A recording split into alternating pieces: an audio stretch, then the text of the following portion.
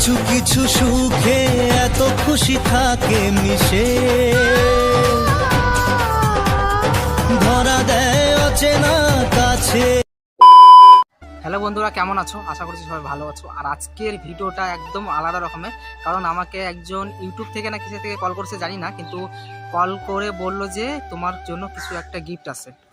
আমি নিজেও জানি না গিফটটা কি হতে চলেছে, আমার কোনো জানা নাই, কিন্তু কোরিয়ার আল আমাকে যেহেতু কল করছে আর বলল যে হলো ইউটিউবের থেকে কিছু আসছে, তো এটা শুনে আমি খুব খুশি খুব। তো এখন বললো ওখানে আসতে রাস্তায়, তো আমি এখন রাস্তায় যাব, ওখানে গিয়ে দেখি কি গিফট আসছে আর তোমাদেরকেও দেখাবো। চলো দেখতে থাকো। আপনি কি কোরিয়ার থেকে আসছেন? হ্যাঁ, তো এখানে সোনা বর্মন নামে কাউকে চেনে? তো আমি আছি সোনা বর্মন। আচ্ছা, আপনার নামে একটা পার্সেল ছিল। তো পারচেস ঠিক আছে দেন। হ্যাঁ, কি জানি না কি পার্সেল আছে।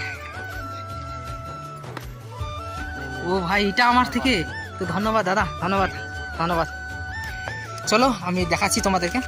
তো বন্ধুরা, ফাইনালি জিনিসটা আমার হাতে, এই যে দেখতে পাচ্ছ, ফাইনালি এটা আমাকে নাকি ইউটিউব থেকে দিছে। কেন দিছে ইউটিউব থেকে আমি নিজেও অবাক, তোমরাও তো অবাক হবা। তো আমাকে ইউটিউব থেকে এই জিনিসটা দিল, কতটা খুশি আমি এটা দেখে। ইউটিউব থেকে দিল, ফার্স্ট টাইম ইউটিউব থেকে কোনো গিফট দিল, তো বলার মতো না কিছু, সেই গিফট বলার মতো না। তো দেখে তোমরা কতটা খুশি হলা, আমি তো প্রচুর খুশি যে ইউটিউব থেকে ফার্স্ট টাইম এরকম কিছু গিফট পাইলাম।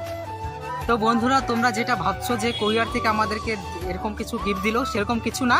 আমারও প্রথম এরকম মনে হয়েছিল, কারণ আমার বন্ধু একটা আমাকে ওরকমভাবে ফোন করে আমাকে প্র্যাঙ্ক করে দিচ্ছে। তো আমারও সেরকম কিছু ভাবছিলাম, আমি ওরকম যে আমার সাথেও ওরকম প্র্যাঙ্ক হয়ে গেছিলো, তো আমি ভাবলাম তোমাদের সাথেও জিনিসটা শেয়ার করি।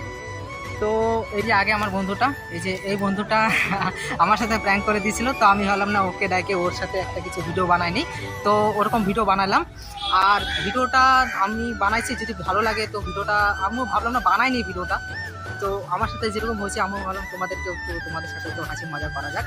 তো ভিডিওটা যদি ভালো লাগে থাকে তো লাইক করো আর সাবস্ক্রাইব করে দিও চ্যানেলটাকে, আর পারলে শেয়ার করে দিও। টাটা, নেক্সট ব্লগে দেখা হচ্ছে।